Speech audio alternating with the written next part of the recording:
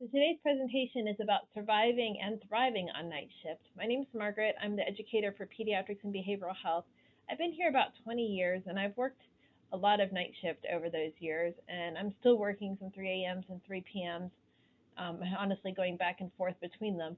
So I think I still have some stuff to offer when it comes to night shift. My experience started when I was a brand new nurse. They had this program on PEDS where you worked all three shifts in a 2 week alternating period. So I would work 2 days, 2 evenings, 2 nights, and then start all over again. I do not recommend that version. Um, and I did that until I had my first kid. So probably the first 5 or 6 years, I went to evenings, and then I became a PCS, a patient care supervisor, a nursing coordinator, and I worked kind of a variety of that in float pool for a while. And then I took a full-time night shift PCS job when my son was going to go to kindergarten, or about 6 months before that. So I worked that a number of years, and I still work some nights, and this is what I've learned over that time. So surviving night shift really has to do with it being dark and quiet when you're trying to sleep. So trying to trick your brain into thinking it's nighttime, or putting together enough cues that your brain then thinks it's time to go to bed. So really finding a ritual works really well, and I was able to train my brain that if I did these three things, it was bedtime. Eye mask was one, some sort of a background noise, so a sound machine, or I do a lot of audiobooks or podcast type things, especially things I've heard before, so my brain isn't trying to um, refigure things out. Being cool, running a fan that helps with the background noise, as well as just keeping it cool, turning down the AC. I did use melatonin, especially between shifts. So if I was working Friday, Saturday, Sunday night, I would take melatonin on Saturday and Sunday. And what melatonin would do for me was help keep me asleep. I never had trouble falling asleep. I had trouble staying asleep. So if I woke up at noon to pee, and then I'd be hungry, and then it was all over. You can't take melatonin every day because it just loses its effectiveness. So I would just take it on those days. I also use Benadryl some. The other use for melatonin for me is if I need to get up to work a 3 a.m. shift and I need to go to bed at 7 or 8, I'll use a half a melatonin to help me get to sleep when my body's not really ready for sleep. Studies show that preventing bright light from entering your eyes before you go to bed on night shift, during the day helps. So some people use those amber goggles. Use a special filter on your phone, or really turn yourself off from the phone for about an hour before bed can help. So it's really about setting up an environment that will allow you to sleep. So I think we all know who the night shift people are. They're the ones that have their eyes covered as they're walking down the hallway out to their car. Why is light so bright? So surviving night shift also has to do with how you talk to your family about your shift. So if you're like me and I was the first person who had done any kind of shift work in my family, and definitely the first person that had done any kind of night shift in my family, reminding them that 1 p.m. is the same thing as 1 a.m. So really making sure you've got those boundaries clear, that you figure out a way to not have your phone with you, and that only people who really, really need to get a hold of you in an emergency have a way of getting a hold of you. Otherwise, you'd be surprised how many people text you and call you, or probably not surprised, um, all day long. So really trying to disconnect yourself from the phone. I really encourage you to keep your phone out of your bedroom and find some other way to provide background noise or whatever, and not have it be your phone. Surviving also talks about fuel. So how do you survive eating on night shift? So I really think of breakfast with some protein. I eat egg white delights still. That was something I started doing when I worked night shift, and I still eat them. But having a protein breakfast helps keep me full enough to be able to sleep through the day. So especially if you're going back and forth between days and nights, either by shift or because you resort back to a day schedule when you're off, which I always did, having a good breakfast will help maybe keep you from having to have lunch. For me, surviving also meant caffeine. You can see I've got all my favorite caffeines up here: hot coffee, cold brew, and Coke Zero. So how do you caffeinate? And yeah, I've met a few night shift people who don't do caffeine or who don't do coffee, and I really don't know how they do it. But making sure you have adequate caffeine, but also making sure you turn off the caffeine by 3 or 4 so that you can actually go to sleep. There are lies you tell yourself as a nurse, and there are definitely lies I told myself as a night shift nurse. One of those being, I'm going to get up off the couch in 5 minutes and put on my scrubs and pack my lunch. And then I'd put it off and put it off and put it off until I barely had time to put scrubs on and brush my teeth, and then I don't have a lunch. So having some frozen dinners or prepackaged salads or something like that that I could just grab and go helped tremendously. I like collagen. For the extra protein, I add that to my coffee. So that'd be one option if you're trying to get a little bit more protein. The French fries are actually there because back at the old hospital, the cafeteria used to open again from like 1 to 3. And so you could get patient food then, and you could also get staff food. And they would give you the hugest styrofoam containers of French fries. And really, French fries taste their very best at 1 a.m. Not the best choice, but oh, so good. So some better choices, regardless of whether you're working night shift or day shift. I really am a fan of packing food for a shift that I can eat quickly. I could probably count on 2 hands over 20 years how many full 30-minute lunch breaks I've had if I've been on the floor. Not many. I've almost always eaten, just generally not for a very long time um, at a time. So I find it's much easier if I have a lot of quick go foods, so yogurt, hard-boiled eggs, uh, carrots, things like that. Crunchy foods, pre-pop popcorn. You obviously can't pop popcorn here. Or carrots often would help me on night shift feel like I had something to munch on.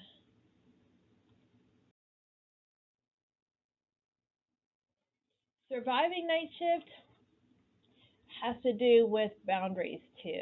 So my big hard fast rule is that I do not come back in after working night shift for a meeting at noon. So the earliest I'll come back in for that or an appointment is about 3. So setting your boundaries. No, I've worked the night before. I will not drive back in. I actually used to come back in for noon meetings, and I rear-ended somebody on the way home one time. And that's when I've made a hard fast rule saying no.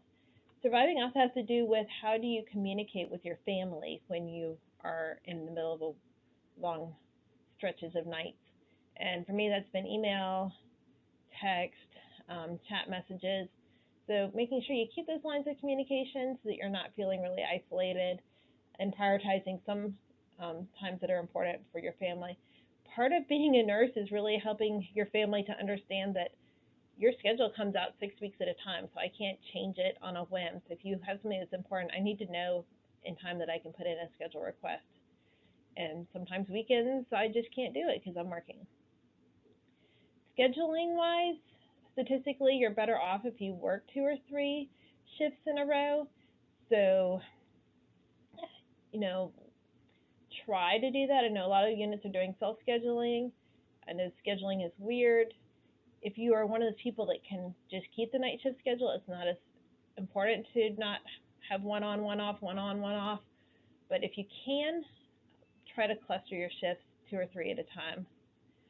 The other thing to say about scheduling, and I regret to tell you how long it took me to figure this out, is that if you're scheduling something like a routine doctor's appointment or GYN appointment or dentist appointment, if you call and say, I need a dentist appointment, and they say, well, I can see you Monday the 25th at 1 p.m.,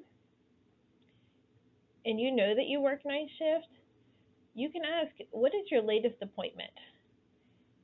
And it, usually it doesn't matter for me if it's a 6-month dentist appointment, if it's a week or two, one or the, further, usually you can't do it early. And so I would only make dentist appointments and doctor's appointments for like 3 o'clock. So really, I'm really ashamed how long it took me to figure this out. They don't care when they see you.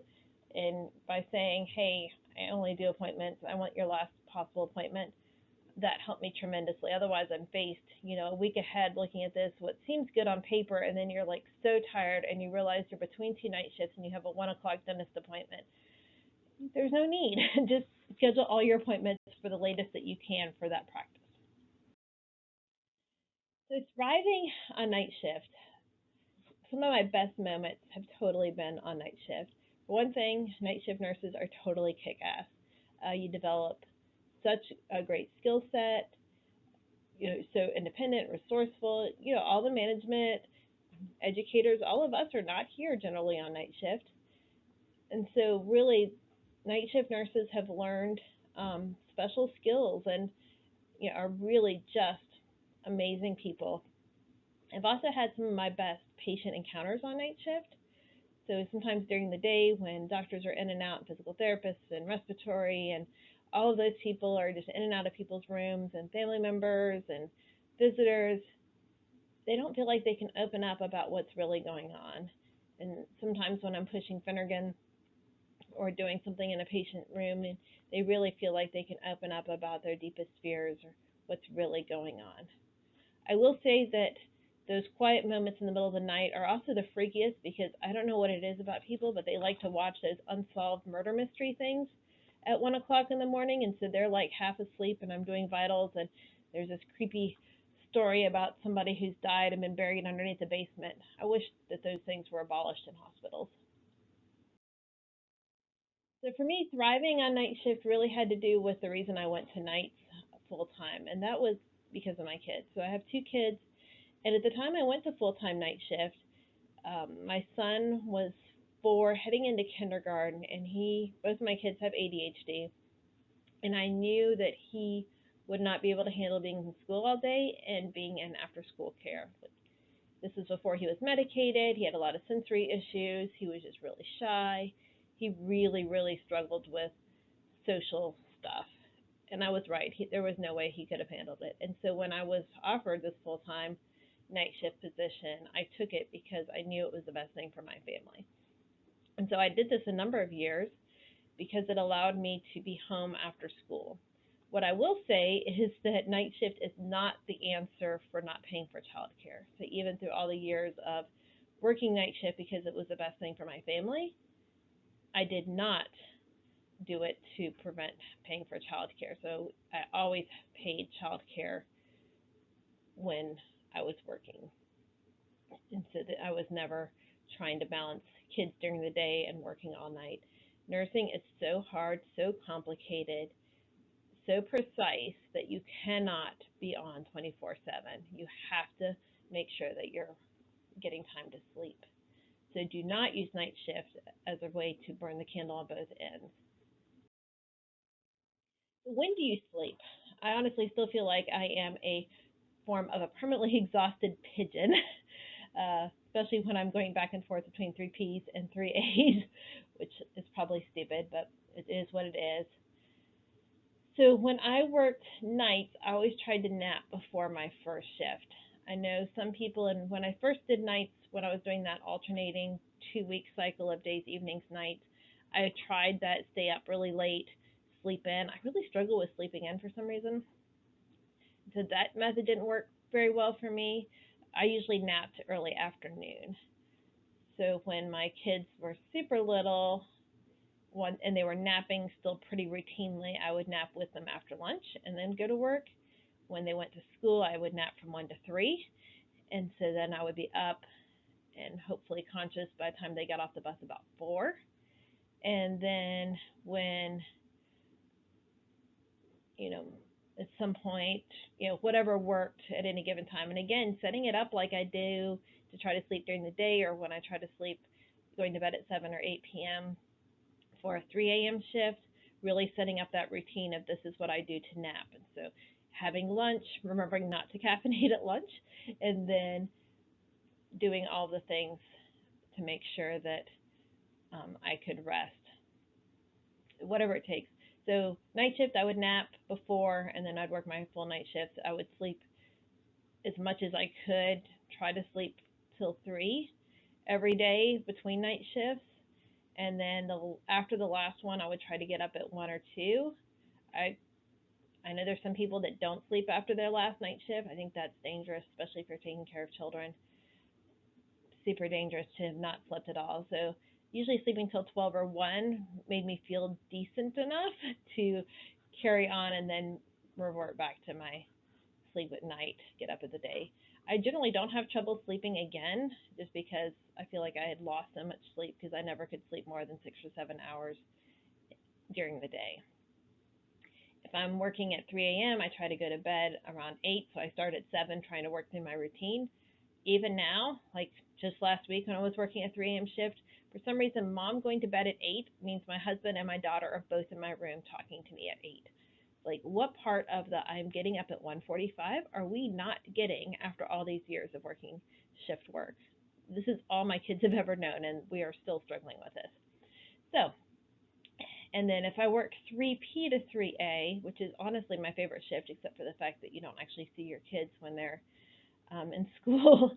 If I work 3P to 3A, I try to sleep in that first day. I don't generally nap before it, and I just power through with caffeine. That is actually my favorite shift because for me, the 3 a.m. to 7 a.m. is the part that kills me about nights.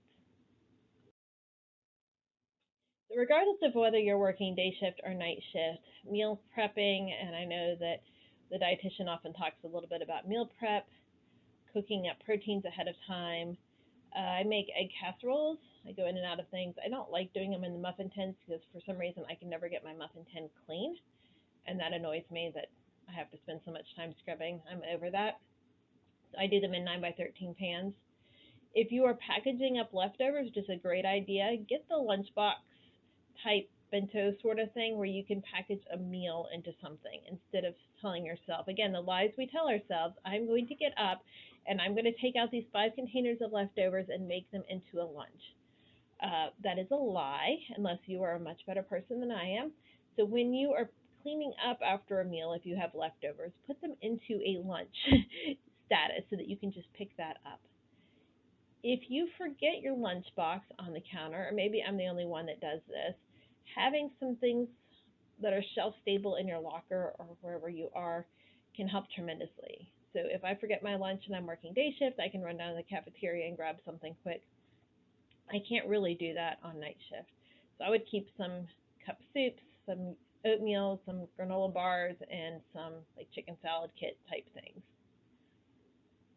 Another meal preppy sort of thing I used to do on nights, for some reason soup often felt really good to me at night. At that 3 a.m. slump, is I would freeze soup into muffin tins and then put 2 muffin tins of soup into a glass container. And I would actually just leave it out on the counter and it would thaw through my shift and then I'd heat it up. I tend to crave chocolate in the middle of the night. So having some fun size, I would usually just try to throw 1 or 2 in my lunchbox, would keep me out of the vending machine or the really stale donuts. There is nothing worse than a very stale donut in the middle of the night. My other favorite were the sugar-free cappuccinos because it felt like a sweet treat. It was a little bit of caffeine. It was a little bit of warm. It was a little bit of chocolate. So that was often my 3 o'clock pick-me-up before lab work at 4. So the big night shift struggle is what the heck day it is. You can always tell a night shift nurse. We still have no idea what day it is. So the struggle is totally real. And then again, regardless of what shift you work, there is no tired like 12-hour shift tired. So keep in mind that you should be gentle with yourself. It's really important that we, take some time to recover. If I've worked 2 or 3 shifts in a row, regardless of whether they're days or nights, these 12-hour shifts aren't 12s. They're really like 14 or longer, depending on your commute. It's okay to just veg on the couch for a day. So give yourself a kind of a recovery day and then tackle the housework and meal prep and grocery shopping and whatever. So I try not to schedule much on that first day after if I've worked a bunch of shifts in a row. So do be gentle with yourself. Give yourself some time to recover. I always make sure now that I've learned a little bit better to make sure I have meals and food for one day past if I've worked a bunch of shifts in a row. So be gentle with yourself. Welcome. I'm sorry I couldn't be here, but I hope this helps.